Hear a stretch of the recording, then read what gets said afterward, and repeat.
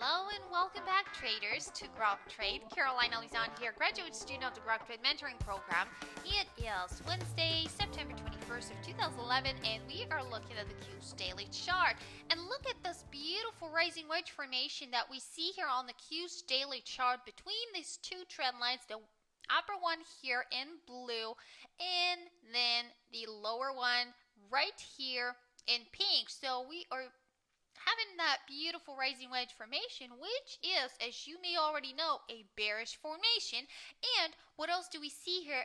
As I mentioned to you yesterday, we've been struggling at this upper area of resistance at about 56.80 mark here for quite a while, testing it 3 times and then pulling back down and crashing down big time here today, breaking below the 200-day moving average, which is here at the 56.27 mark, as well as below the 8 moving average, which is here in green, and we're still above the 50-day moving average, which you see here in red.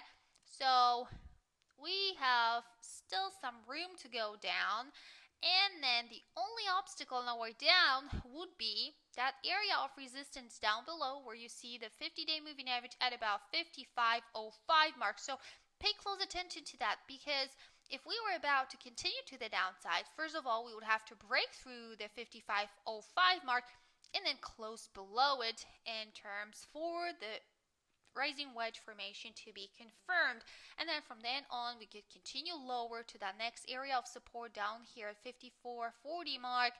And then the next one would be here, 53.77. And once we break through that one and close below it, we would be in trouble. So we could crash and burn big time all the way down to that next area of support right here, the 51.52 mark, and the next major one would be right here at 50.57, and then the one that you see here down below at 49.70 mark. So pay close attention to all of them.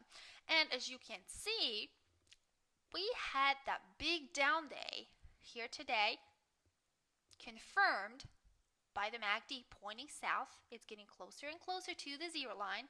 So it's confirming that down day here today, as well as the volume. The volume was spiking a little bit here. It peaked above the average, which is a good sign. So we are having some increase in volume on that down day. So all of the signs are bearish at this point in time. But again, in terms for us to get really bearish, we would have to see the rising wedge confirmation. So we'll have to see the breakout through the 55.05 mark and then a close below it. So that's what we will be watching here tomorrow. So pay close attention to that area of support right here, the one that I showed you here a few seconds ago, and then also look for confirmation with the MACD. The MACD still needs to be pointing lower, and then we'll still need to see some increase in volume. All right, so have a wonderful day, evening, and I'll talk to you again tomorrow.